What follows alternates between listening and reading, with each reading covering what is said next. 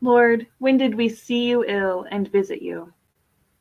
This is the question the righteous will ask the King when he comes again in glory.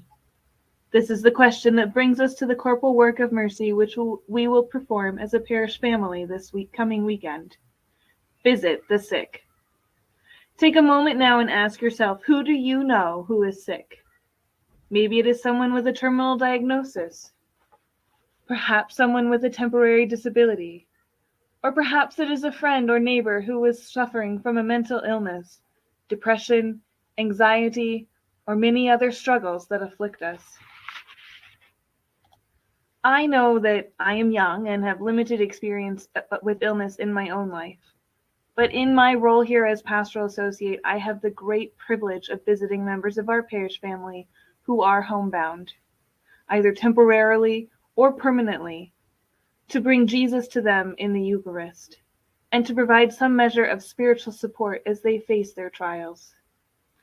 I also had the great privilege last spring of delivering numerous cards from our parishioners, both young and old, simply letting each person know that they are thought of and prayed for. The joy and gratitude that I received in return was simply overwhelming.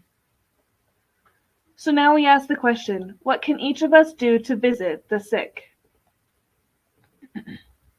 First, know that a simple visit, even if it is brief, is greatly treasured by the one you are visiting, because it can be so lonely to be ill.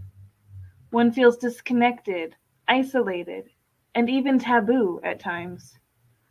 The unsolicited hello from a friend, neighbor, or relative can be the shining light that lifts a person out of darkness. This week, I challenge each of you to pay a visit to someone you know who is ill. And to extend your love to all of our homebound parishioners, I also encourage each of you to create a card, maybe 2, or even more if you desire, simply informing the recipients that you are thinking of and praying for them. Bring these cards with you to Mass this weekend.